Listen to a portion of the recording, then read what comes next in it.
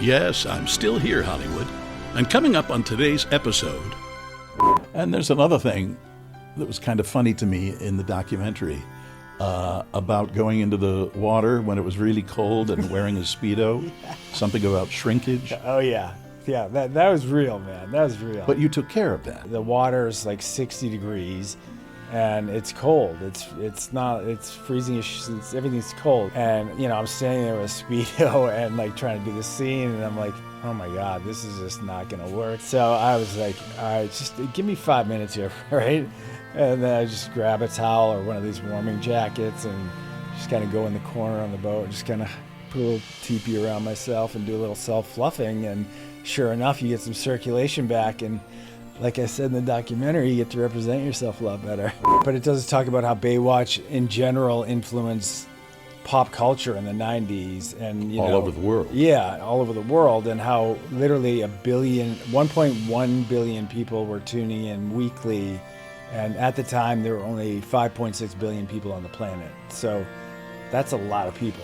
Is it true Tommy Lee didn't particularly care for you? Pam and I were shooting a kissing scene at the ocean's edge, and the extra, one of them had shot it, and Tommy was sitting at home that night, and basically the tagline was like, meet Pamela's new boyfriend. This is like my introduction to my character, and here they are making out on the shore of Baywatch, and he went ballistic. And the next day I'm walking down to the set and I'm walking past her trailer and I just hear all this, like, it sounded like someone was in there with a construction crew and he was in there just, renovating her trailer with like his fists. California is famous for many things: movies, TV, stars, and of course our beaches and tiny red bathing suits. There was one show made it a requirement to run on the beaches, and not just run, but run in slow motion, with maybe a little bounce along the way. This is Still Here Hollywood. I'm Steve Kmetko. Join me with today's guest from the cast of the most popular show in TV history, David Chokachi, from the global hit Baywatch. If you'd like to be more involved with us at Still Here Hollywood, you definitely can. Just visit patreon.com/stillherehollywood. You can support us for as little as $3 a month. Then you can see who our upcoming guests will be and submit questions for them. You can even tell us what stars you want us to have on as guests. You'll also get exclusive behind-the-scenes info, pics, video, and more. Again, that's patreon.com/stillherehollywood. Hi, David. Welcome. Thank you so much. Thank you for having me. Oh, sure. We want to know what's happened to you over the years. What have you been doing lately? Well, a little bit of everything. Life has been really good. I have a daughter who's 12, about to turn 13. She actually just started in 7th grade. And my wife has always been a corporate executive at a fashion brand, which required a lot of travel. So I pretty much raised her kind of up until, I don't even know, but she left the company about a year ago. And so for the majority of the time, it was like her and I. And then now that my wife's formed a consulting company, it's more like a family unit again, which is, at first it was a little bit like jarring because I'm like, whoa, we're used to doing it our way. Now you're home. What's going on? But it's been actually just an absolute blessing because, for a daughter to have her mom around, especially as my daughter's going through that, she's in puberty, and good luck with that. Yeah, I know. So at least she has, my wife's around. She can talk about like female issues with her if she's not comfortable talking about with me, even though I'm like the coolest dad. I feel like I'm like an open book, and things have been good. We've been doing this Baywatch documentary after Baywatch Moment in the Sun, which is streaming on Hulu, and we started that in 2019, and then COVID hit, and Nicole Eggert and this guy Matt Felker collaborated, and then Nicole kind of had she kind of just drifted a little bit, and Matt ran with it and put his own money into it, put a lot of his own money into it, and just it kept evolving, and he just kind of kept going with it. And I mean, we were shooting stuff up until probably 3 months ago, and it released on August 28th. Like, so they were continually adding little pieces, and I kept saying yes to like everything because a lot of it was ocean related and fun stuff. So it's been a really cool resurgence because ABC News Studio put a ton, like $1 million into marketing or something, and we went to the TCAs in Pasadena in July, like 8 of us cast members, and a bunch of them I haven't seen in years, and it was amazing. Usually, I mean, you've been there, right, to the TCAs, and usually it's like they're vicious, and out of the entire day, it was all positivity, except one woman went for one jugular moment and she got stuffed. And it was awesome to see her get stuffed because she was so hoping to just like hook this actress on this topic, and she got shut down, and it was beautiful. But there's been so much press that's come out about it, and really positive press, you know, because I don't know if you've had a chance to see it, but it's each episode's a little bit different, but it does talk about how Baywatch in general influenced pop culture in the 90s and all over the world. Yeah, all over the world, and how literally 1.1 billion people were tuning in weekly, and at the time there were only 5.6 billion people on the planet. So that's a lot of people. That is a lot of people. I remember the first time I covered the Oscars, I think the catchphrase was "1 billion people are watching." You top that every week. Yeah, exactly. Is it true Tommy Lee didn't particularly care for you? Yeah, Tommy, what's up, dude? Well, you know, there was an incident. So back in the day when we were shooting the show, you know, they could only police tape off so much area when we shot at Santa Monica at Will Rogers State Beach. Right. And that was back in the day when there was like extra and inside edition, and those camera crews would roll up, and you know, they'd just stand behind the police line and they could zoom in and shoot. If we're shooting, and we were shooting, Pam and I were shooting a kissing scene at the ocean's edge, and the extra, one of them had shot it, and Tommy was sitting at home that night, and basically the tagline was like, "Meet Pamela's new boyfriend. This is like my introduction to my character." And here they are making out on the shore of Baywatch, and he went ballistic. And the next day, I'm walking down to the set, and I'm walking past her trailer, and I just hear all this, like, it sounded like someone was in there with a construction crew demolish, like, and he was in there just, you know, renovating her trailer with like his fists. He was not happy, and he had threatened the producers, and he basically, you know, said, if you write another kissing scene with David Chokachi, I'm going to do this to you. And it, unfortunately, it put a lot of stress on Pam, and I saw it, and I was really like, I was just being a straight up friend to her. There was no ulterior motive for me. I was like, and that's the thing that bummed me out, is like I was never looking to like press this relationship, because the reason we work so well, Pam and I, was more like because we're very kindred spirits, but almost like not brother and sister, but we just were very self-deprecating. We loved to like, we were just fun together, you know, but we weren't like looking to ever like hook up. Yeah, no, I wasn't that kind of guy, and I definitely wouldn't do that to a woman who's married, and especially a woman who's married to Tommy Lee. Well, you know, she's also, I got to tell you, one year she was at the Cannes Film Festival promoting her movie Barbed Wire, I think it was called. Yeah. Hordes of people would just surround her when she was on the beach, when she was on the pier. There was no getting away from it. Yeah. And I felt kind of bad for her. But, yeah. You know. I mean, when we were shooting the show, they would be hiding, like, they would like crawl under the grip trucks and hide there, just trying to get a shot of her without makeup or doing something. It was insane. Like the paparazzi pressure, and then this other pressure. And then the crazy thing is, we ended up going out to dinner a couple months later. It was like Pam and Tommy, Yasmin, myself, a buddy of mine, and I forget who Yasmin was with at the time, but a small group of us went out to dinner. We ended up like partying together, and Tommy and my buddy and I go up and we're having like shots together, and he was like the coolest dude in the world, and it was like nothing had ever happened, and I'm like, so I don't know. I was like, I get it. I get it in the moment. He was probably just like, this is, but you got to realize, and the producer's like, we can't just stop writing this. This is what the show is about. And it's not like a movie. It never goes beyond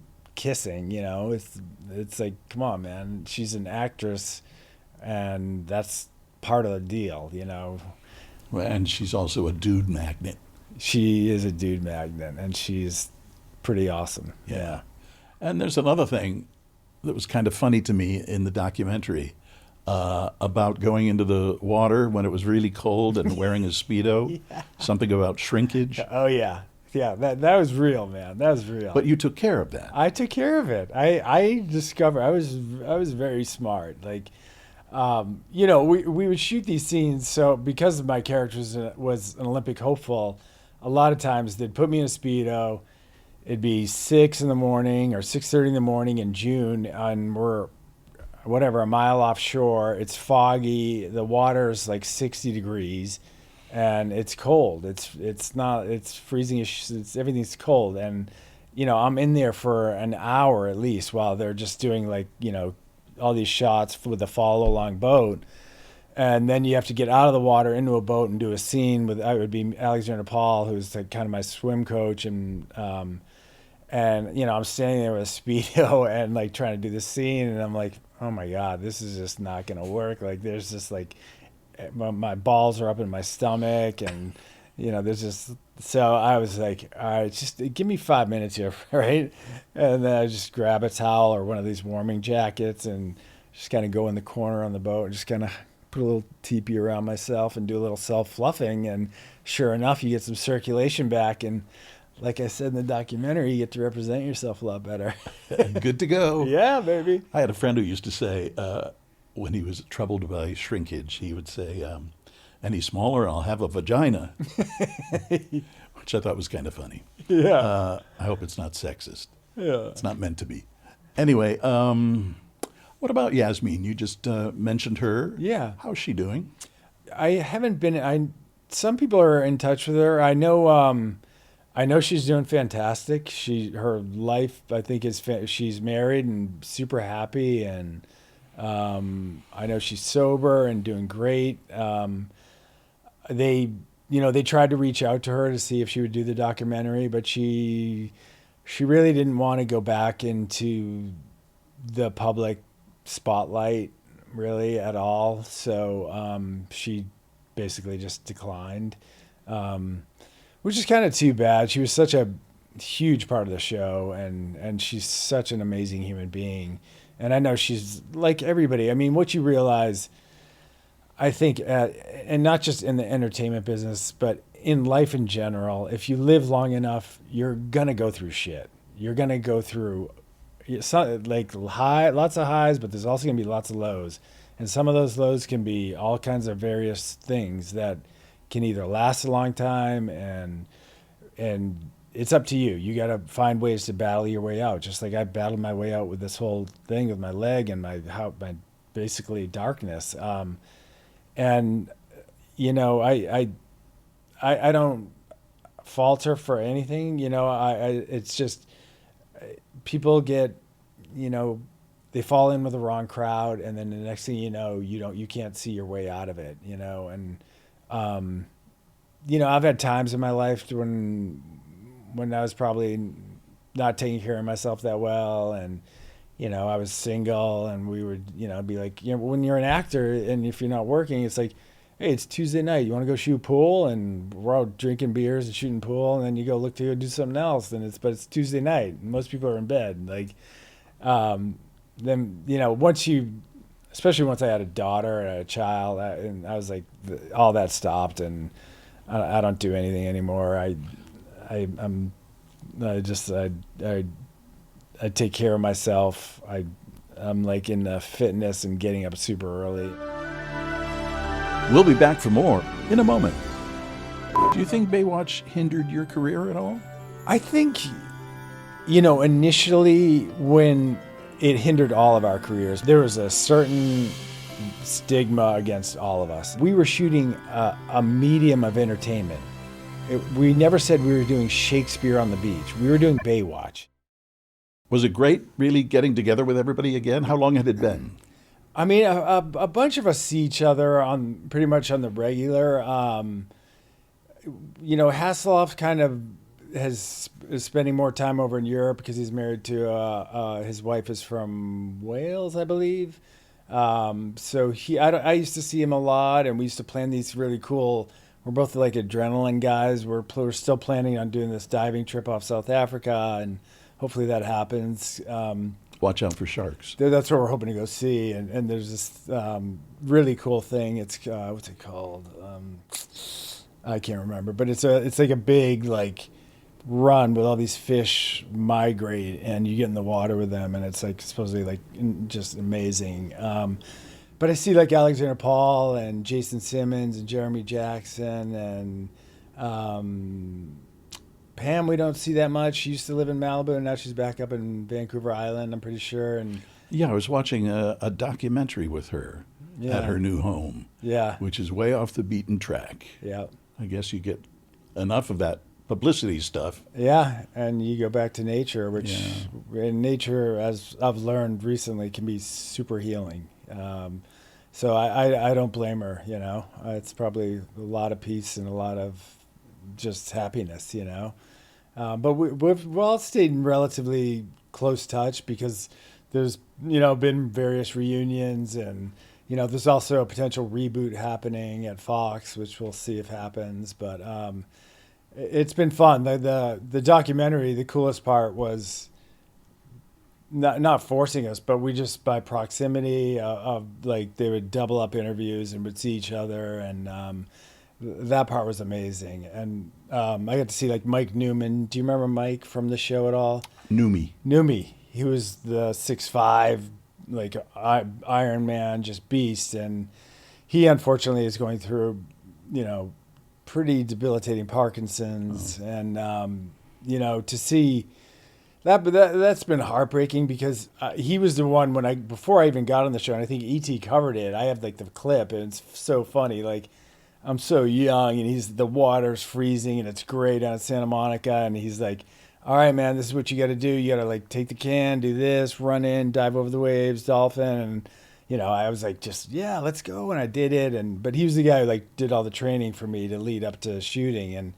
And he was just awesome. And anytime he and I, because I grew up on the East Coast in Massachusetts on the water, and my mom was a sailor. So she had us literally sailing at age 5 on, and she was like, no bullshit. Like, we were fortunate enough, we lived right on the water in a harbor, but we'd have to sail from where our dock was down to the race, do the race, and sail home. And like sometimes the races were at 6 a.m, and it's blowing like 20 knots, and the boat's like ready to flip, and she's like, get in that boat and get down. I don't care. There's no excuses. Like, you're doing that race. And it built character. And I ended up really going, I ran with that a lot. I ended up teaching sailing. I competed. I raced 420s, which are a 2-man boat, which are really fast. Went to the junior nationals in those multiple times. I raced windsurfers, triangle racing, and went to the Junior Olympics in that.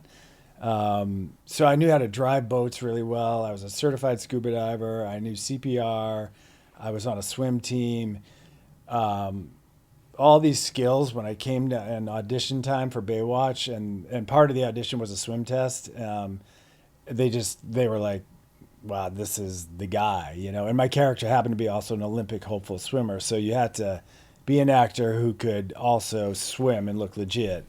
But getting back to my point, like, so I had the skills to be able to drive like the Scarab, which is like the big yellow long speedboat, which is, goes really fast, but it's very hard to maneuver in close. And so they would let me or knew me drive it like up against like the Venice Pier. They'd be like, go full speed and then, kind of bank it as close as you can. And they would anytime there was a rescue and it was Numi and I, it was like, I knew it was going to be a fun day because he's so skilled, and I trust him 1,000,000%, and I knew he would look badass, and we would just like kick ass all day.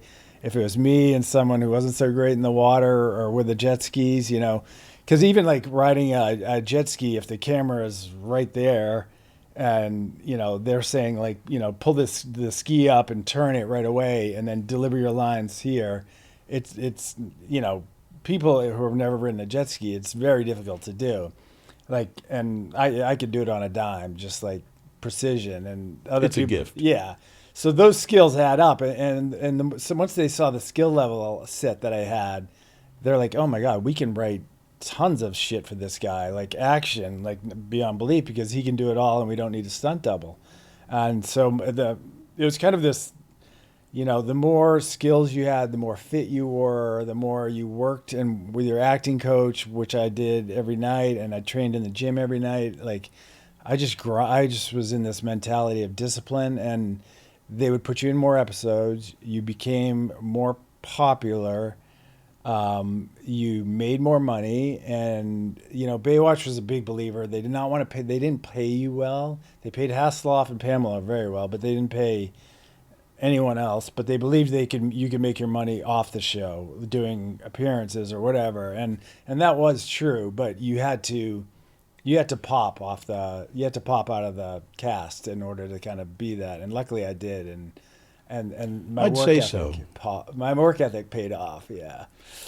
You said you were raised on the East Coast? Mm-hmm. I'm going back a second. Yeah.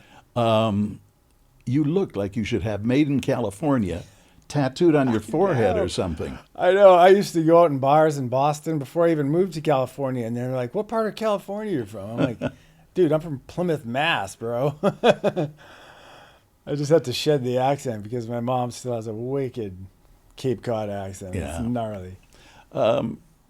Had you gotten out of shape at all when they started shooting this doc? Not Can you still fit into the Speedos?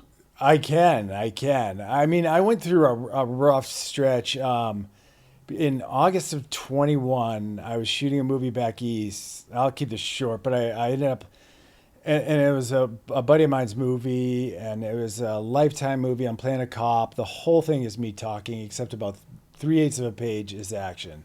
And I chase I have to hit a mark, see a bad guy in a hallway in a hospital, and then sprint after him. And it was 1 a.m, and it was really humid, and I'm in these like combat boots and police uniform, and we did it once, and everybody's like, "Cut, let's go home. We're all tired." And someone yells, "Oh, we're set up for it. Let's do it one more time." And we do it one more time, and I go to sprint, and I ruptured my Achilles. And then cut to, I stayed because I was like, I just put a boot on, and I owed them one more day. I was like, I'll just finish it. Cut to a year later, my foot is like loose, and it was not surgically repaired correctly, and I'm like, something's wrong. And I went and saw 3 specialists, and 2 guys did not even want to like deal with it. They were just like, that's very complicated to go back in there. Multiple things could go wrong. One guy I met in Pasadena was like, yeah, unfortunately, the original surgeon did not do it correctly. It's too long, and no amount of PT. There's nothing in the world you could do to create that tensile strength again. So he does a shortening where you start the whole process over. They sever the Achilles, and he cut out like that much. So it was that off, and then he reattaches. But then you're back on the couch, no weight for 6, on your leg at all for 6 weeks, and that period of the second surgery, even though I was excited to hopefully have a better foot, I just went into a darkness that I've never experienced in my life. Really? And yeah, it was brutal because my entire life I grew up playing sports. My mom was like, "You're never going to be in trouble because I'm going to keep you so busy in sports, you won't have time to be in trouble." And I played football, wrestled, and lacrosse all through high school, and then I played college football and lacrosse and in college, and then fitness has always been just a way of my life, and continued to always like trail running and surfing and weightlifting and yoga and all these things. And then so for the first year of the Achilles, you can't do anything for almost 3 months you can start using your upper body. But it feels, you're just weak.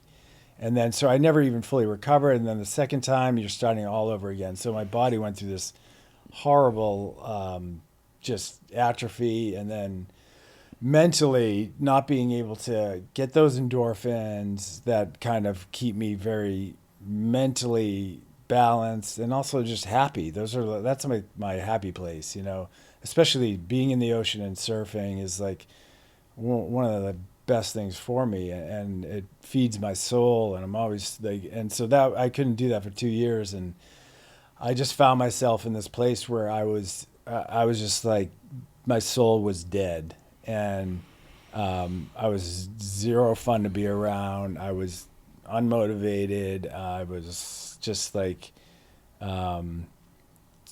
trying to put on a good face for my family as much as I could, but they knew, like, even my daughter knew, but she was strong enough to like kind of fight through, and eventually it just, it took a long time, and then I just, by us going back out to Malibu, we always go out usually the beginning of this summer because she starts her junior lifeguard program. But we had moved into this house that our friends gave up, and it's like a small L-shaped ranch, but it has a big backyard and a pool, and so we put in an ice plunge and a sauna, and all of a sudden I was like in nature all the time. I was ice plunging 3 times a day using the sauna. I was all of a sudden exercising, and then these elements started to just trigger something, and I just like sparked. And like something inside of me just like did a complete 180, and like I went from like being, during that dark period, I was like sleeping late and not wanting, like, just, everything was an effort. Like, I didn't want to go to the gym. I didn't want to do shit because I had done so much PT on the leg, and when you're doing Achilles PT, it's monotonous beyond belief. I mean, you're doing sitting here with a band over and over and over 1,000 times, heel raises, and that's just for your foot. Great shoes. Yeah, and like you're not even doing the rest of your body, so you at least have to spend an hour per day on just that, and then if you have time, try and exercise the rest of your body. And it never feels like you're doing anything. No, like you're accomplishing anything. No, it feels like I'm just going backwards. So right. Luckily, with this transition that happened, by just logistically and being in nature, all of a sudden I started ocean swimming, and I was just like, because it's still not right, but I stopped letting it consume my life.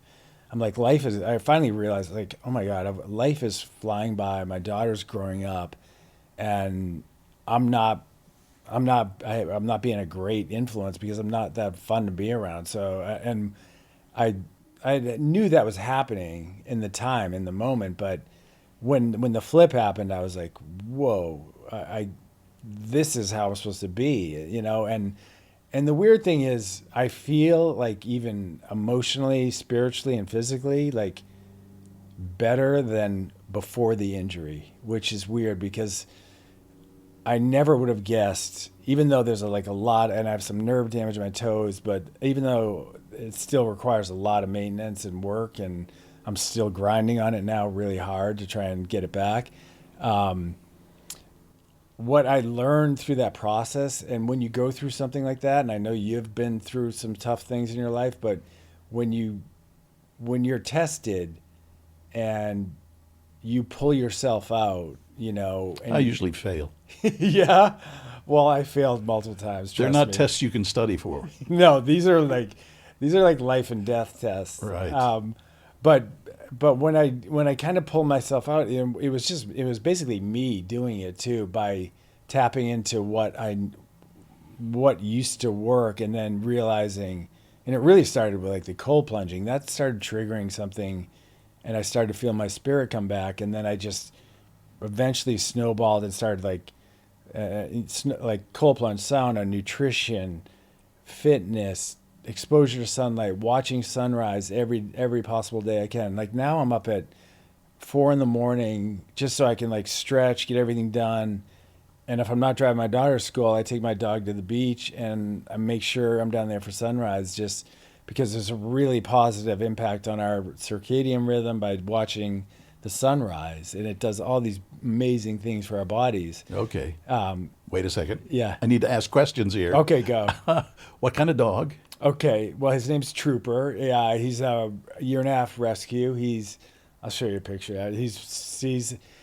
He looks kind of like a cross between a German Shepherd, excuse me, German Shepherd, maybe a little rot, maybe a little hard to describe. He's beautiful, but he was like kind of crazy. And I've been involved with Best Friends Animal Society for a long time, since 2000, and we've always rescued or adopted. And but this one we kind of got pretty quickly, because it's hard to find a young dog that doesn't have trauma. So we didn't want to adopt a 1-year-old that already has this history. So he came up and we kind of, my daughter was like, oh my God, this is a dog. And then we find out he's got a little bit of, he's very protective, but I held a lot of, it was just frustrating dealing with him until I got him one of those e-collars. And then now I use that, and it's like, now I love the dog, because it's not like, before I'd take him to the beach, he'd eat a lobster shell right in front of me. I couldn't catch him. And I'm like, dude, you're going to die.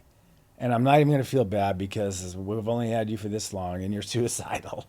And he's eating seaweed and he's barking at people and scaring them. And now with the collar, I just click it, call his name, and he recalls and stops the behavior. And it just makes it way better, and it's a much better routine. And Rescues are the best. Oh, I have 2 right now. Do you? Yes, Yeah. I do. Buddy and Sophie.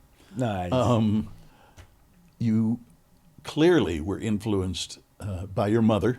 Yes. What about your father? I hope I'm not going somewhere I shouldn't. No. My dad has been passed away. I hope I don't get this wrong. Probably 16 years. Oh my, I'm sorry. Yeah, he was 11 years older than my mom. Very interesting story, which most people don't know. He was born in Baghdad, Iraq, which you would never guess by looking at me. But he was, The name a little. yeah, Chokachi. Yeah, exactly.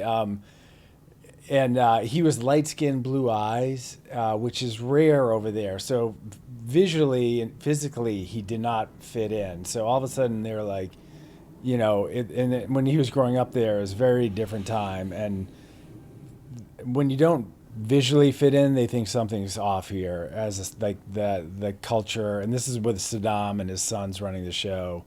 And my dad had a voice on him, and he was very outspoken against Saddam and the whole regime, and to the point where he ended up like in jail for a night. His dad got him out, and his dad basically said, you cannot be doing this shit. They're gonna come and grab you in the middle of the night. They call it disappearing you. We won't even know, and we'll never see you again. We'll never know what happened to you, and you're not safe here. We have to get you like out of here. You've like, you're on their list. So his dad somehow scrounged up. They came from dirt, and his dad scrounged up enough money to put him on a boat. He immigrated through Ellis Island. He wanted to become a doctor. He had very small connections in the United States, but managed to put himself through medical school. Long story short, ended up working at Boston University.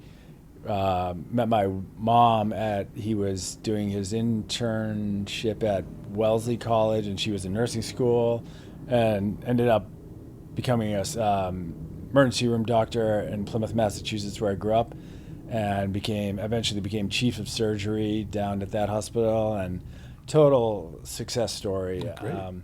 Amazing dad, but he did not know how to relate to us as kids. His idea of relating to us was, okay, boys, there's work to be done around the yard. And this would be, when we're like in between like 8th grade and high school, like, we want to go to the beach with our buddies or go water skiing or do something. And he's like, you boys aren't going anywhere. There's work to be done. And that's how it is. And we'd be so fucking mad, my brother and I would be like, well, what is it? Just give us a list. He's like, no. Start by doing this, weed the garden, and it would go on and on and on until like 4:00. And sometimes buddies would come over and help for an hour, and they're like, dude, we're out of here. This isn't, you guys are stuck. in the end, you know what? It taught us work ethic, and myself, my brother, and my sister have like gnarly work ethic. Like I can outwork most people. I also I have a carpentry background, and I work construction for a long time, and I just could outwork guys, and they're like, holy shit, dude! Like, so he taught us a lot of things. They were kind of unspoken things, and they weren't the kind of like tender and like, hey, yeah, come on, son, I love you kind of things. But you know, they were lessons, and they paid off in life. And you know, he was an amazing.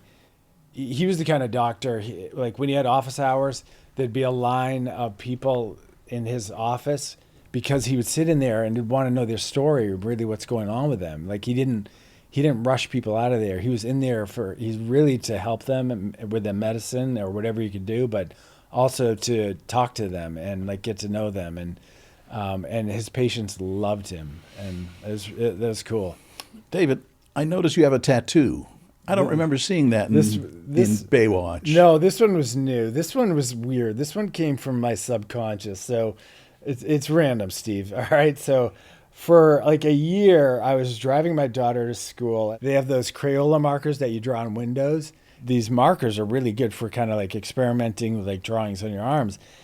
And then I took it into this tattoo artist, and he was like, I'm not sure. And then he ended up doing it. And I just was like, he's like, I think I got it. And he went with it. But anyway, if you look at it from this angle, if you cut it off there, it looks kind of like roots into the ground. Mm-hmm. If you flip it the other way, it looks like a tree growing up. Right. And then also from my angle, from my POV, it's like an estuary where an ocean meets a river meets kind of land when you see those beautiful like estuaries in the Amazon. Right. So it was a very weird thing because it was nothing I had visually seen, but it kept coming up in my subconscious, and I kept drawing it, and I just went with it. And then I just like anytime I have time, I kind of just like, it's almost a form of like meditation or mindfulness. You know what I mean? I can just use it like that. Wow. We'll be back in a moment. You were on People Magazine's 50 Most Beautiful People. It's weird. It's like being a part of that 50 Most Beautiful issue follows you around like a calling card. Like it opens doors. Who were you closest with on in the cast? Probably Alexander Paul and Jason Simmons and Jeremy Jackson. You know, when Jeremy went through, I'm sure you know, a pretty rough phase in his life, and he had reached out for some help, and he was actually in prison. And Alexander called me, and she was like, "Did you hear what happened?" And Jeremy was in I think they call them the Twin Towers downtown. Which is not a good place to be. She's like, "Do you want to go visit him and give him some?" I was like, "Absolutely, hell yes, let's go." And we went down and visited him, and when they brought him in and we're sitting across from the glass and he's in his jumpsuit, and he started crying, and we were like crying, like just it was just really hard to see, because the kid and he's completely turned his life around. He's become basically a guru, like to really helping people. He does these men's retreats. He offers free breathwork classes. He's sober. He's super fit. He's all into fitness and nutrition. And I'm really, and just speaks from like his heart. There's no filter on him. And it's really beautiful to see. But to see him in that setting, man, I was like, my heart just was like almost broken. It was just like, because you could see he was petrified, and he had no idea what was. Who wouldn't be? Yeah, that's not a good place to be. But, there was talk about them doing a reboot. Yes, yeah, and there still is. So it's a very strange situation. CBS was going to do a reboot right before the Dwayne Johnson and Zac Efron movie came out, and it was going to be Baywatch or Magnum PI, and they were leaning towards Baywatch, and I was really close to it. And I even went on location scout with him. And then the movie came out, and the movie was kind of funny, I guess, but it did nothing for Baywatch except hurt the brand, because they could have been astronauts, they could have been anything. It had nothing to do with lifeguarding. It was just like, it just didn't make sense. So CBS was like, we can't. Nobody's gonna touch. Everybody was like, we can't touch this thing for 2 years. And I'm in touch with this one producer, one of the creators, Greg Bonan, and I've always, for 10 years, I've been like, why aren't you guys rebooting it? Because once that phase started, every show from the 90s that rebooted worked. And I'm like, and then this happened, and then there was a big, they were like, we can't do anything now for 2 years. And then now they had, they realized, I think during COVID and then increasingly after COVID, internationally, people started watching Baywatch again. And Fremantle, who owns the owns the Baywatch rights, noticed this huge uptick in international viewing around the world. So they basically triggered this idea to, okay, let's move forward with a reboot, and it ended up at Fox. The problem with that is Fox already has a lifeguarding show that John Wells developed called High Rescue, that's already in production, and it's shooting on the North Shore of Hawaii, and they're putting a lot of money into it. I think it's gonna premiere after the Super Bowl. So I even asked Greg, I'm like, is this like death to the reboot, or he's like, it could be really good, or it could be really bad, who knows? But I don't know. I don't know if Fox is, if a network's really going to run 2 lifeguarding shows. And it seems like John Wells has been pretty outspoken that he doesn't want his show to be compared to Baywatch, but unfortunately he's doing a show about lifeguarding, and we were doing it. You set the standard. Yeah, come on, dude. Are you worried at all about the time that's passing? I mean, you look fantastic. You haven't aged a second. But Hollywood is a weird place when it comes to being a little long in the tooth. It is, but I get a lot of my happiness from outside of work, and I think that's really important. I don't. When I was younger, I used to really chase it, and I was very tied to it, and it will probably to so much to the point that it wasn't healthy. So if I auditioned for something and I was close and it went well and I didn't get it, I'd be very like, it wouldn't derail me. But now it's like, I just don't give a fuck, man. At the end of the day, my goal is to get on another series, because on a series you have, not only do you have kind of guaranteed work, but you're working with the same actors. Your work inevitably becomes better because you get into a rhythm of, okay, this is, you're doing this for 6 or 8 months, and you have that time to really grow as a crew and a cast. Whereas a movie, it's whatever, it's 2 weeks, 3 weeks, a couple months, whatever. It's in and out, and you don't have that time to kind of grow. So that's my kind of my wish. And I even for the Baywatch reboot, I'm like, I would go back and do it. And I wrote this cool story arc of where my character's been, how you could bring him back, and they're like, they love it, but there's a new showrunner who's running it, and she has creative control, so it's like up to her, So we'll see. But I don't, Do you think Baywatch hindered your career at all? I think, initially when it hindered all of our careers, because when I tried to audition for things while I was during hiatuses, and a lot back in the day, remember there were like movie of the weeks that they would pump out, or whatever it was. After school specials. Yeah, there was a certain stigma against all of us, and they didn't even care. They didn't see your tape. They don't even know you, but if they just saw that you were in the cast of Baywatch, they'd either say, no, we're not bringing in that actor because nobody on Baywatch can act. Or if you went in, it was like double the pressure, because now they know you're on Baywatch and they're looking for one slip up or one moment of, oh, he doesn't get it, to just go ahead and reaffirm their bias.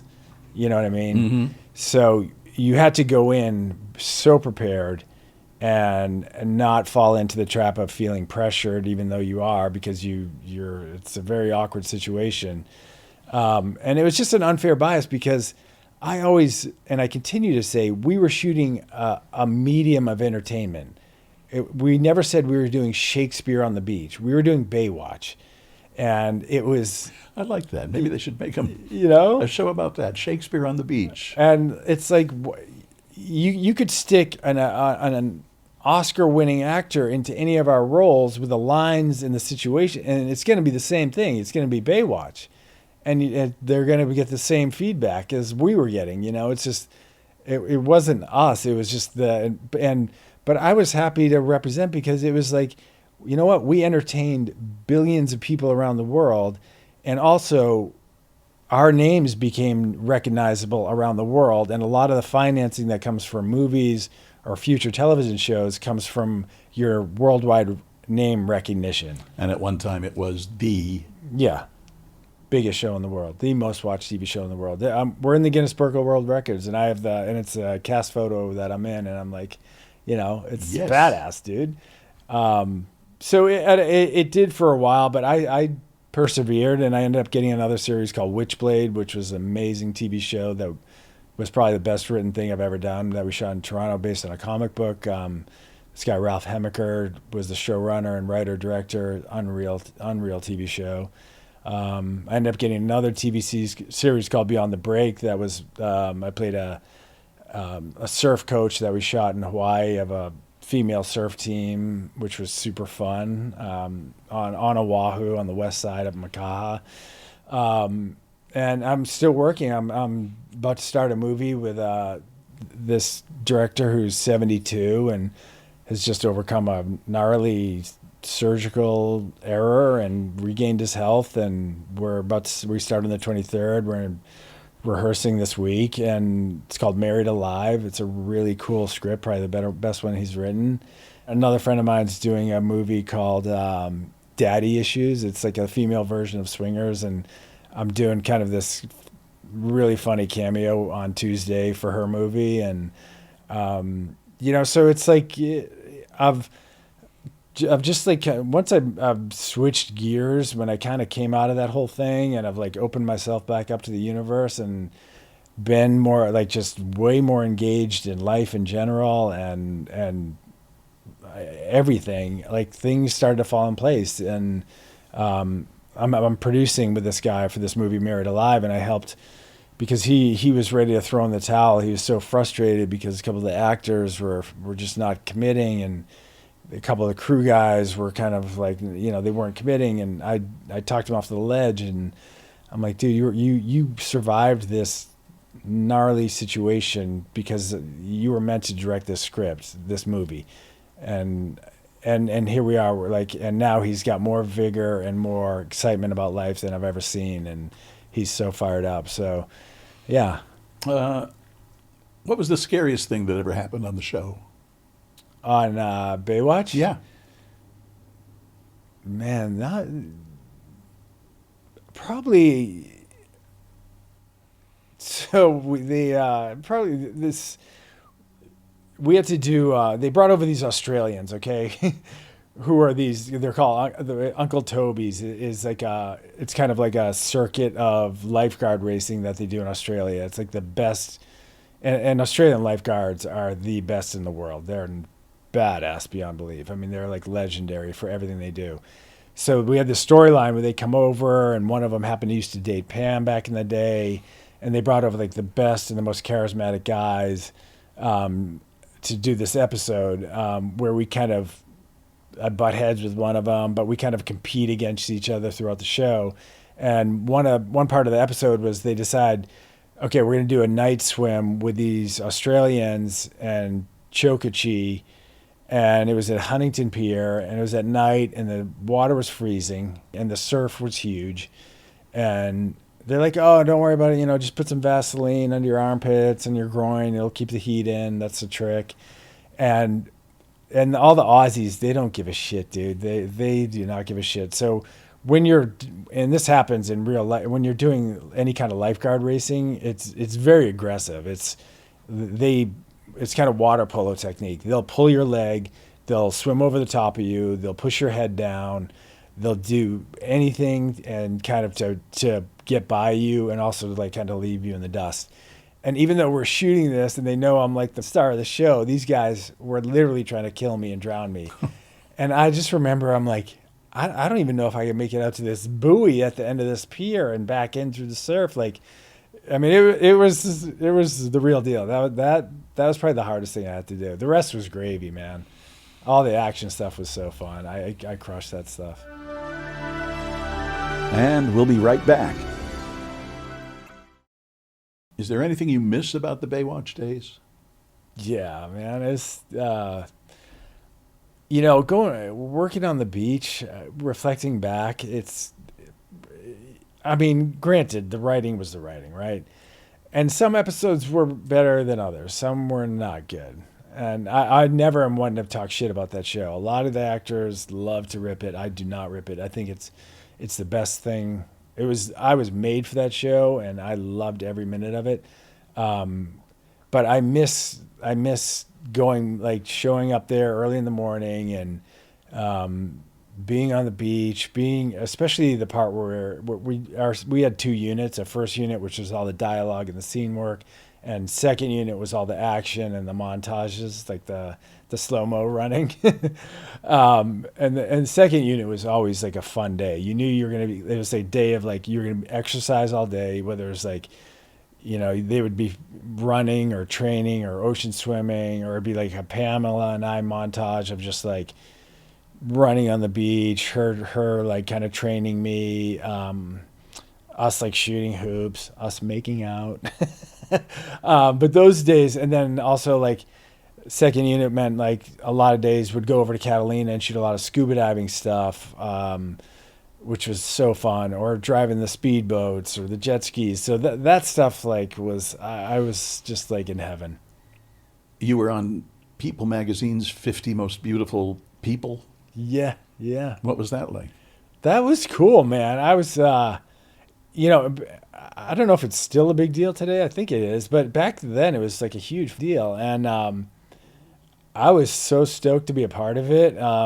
The shoot was really fun. I forget the photographer's name, but we shot it out in Malibu, and it was like Tom Cruise was on the cover, and I had this great photo on the inside, and it's weird. It's like being a part of that 50 Most Beautiful issue follows you around like a calling card. Like, it opens doors. Like, it would get me into like restaurants when they said like, sorry, we have no tables available, or sorry, we can't let you into this place because the lines. It's insane. And to this day, people reference it almost in every interview, and it's like, so it's a cool thing. I mean, I don't tote it around like, oh my God, I like the beautiful people in the world, but being a part of it, it's definitely it was a neat thing. What's the weirdest thing a fan? You must get swarmed still by fans, maybe not to the degree you did when the show was on. But what's the weirdest thing a fan has ever asked you for?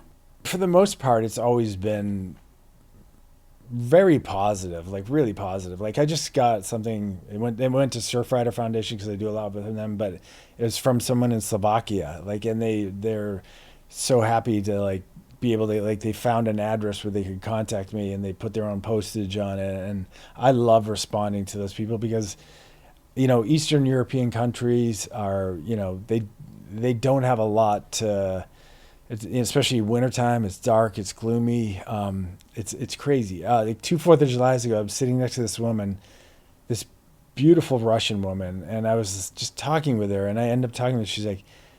She's like, I don't know if I should say this, but you're Cody from Baywatch, aren't you? And I was like, yeah. How do you know? And she's like, well, I used to watch you. And I was like, well, where'd you grow up? She's like, I grew up in Siberia. I'm like, well, what part of Siberia? You're big in Siberia. Describe this to me. She goes, picture your most remote town in the coldest, darkest place in the world, and that's where I grew up. And we were obsessed with Baywatch. And now she's like a hugely successful photographer in LA and a new mom and everything. But the reach that Baywatch has, like, globally, is shocking. I mean, absolutely mind-blowing. One more story. Like last year, my in-laws, my wife's parents, took us to the Galapagos on a National Geographic, Cool. one of the boats, and there's naturalists and guides who are on the ship with you, and it's such a great experience. Like being in the Galapagos and being with these guides who are so knowledgeable, it feels like you're going back in time.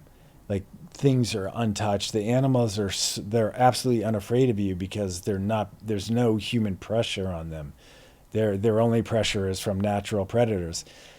So we're down there and we're going ashore one day, and the guy has a red rescue can, and I'm asking him like, hey man, what's for the red rescue can? He's like, oh, we call it Pamela. I'm like, no way, dude. And I end up telling him, I'm like, I was on Baywatch. And he's like, wait, what? I thought I might have known you. And then so we went out, like started talking about it. I posted it on my Instagram, but. So there's a picture of us in the Galapagos. Like they literally call their red rescue buoys anytime they go ashore, Pamela.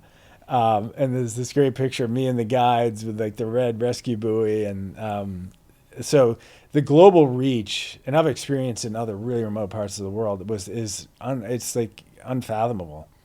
It's just really wild. I don't think there's another show or a movie or that in the history of TV and film that has penetrated places that are so remote and been successful. It's mind-blowing. David, we're out of time. What? Come on, I got so much more to tell you. I'm dude. sure you do. You are a good talker. Thank you. This was awesome. I had a good time too. Yeah. Thank you. I'm glad you came. Thank you so much. I really appreciate it. Sure. Absolutely. Good luck with whatever comes next. Absolutely. I appreciate it. Still Here Hollywood is a production of the Still Here Network. All things technical run by Justin Zangerle. Theme music by Brian Sanashin. And executive producer is Jim Lichtenstein.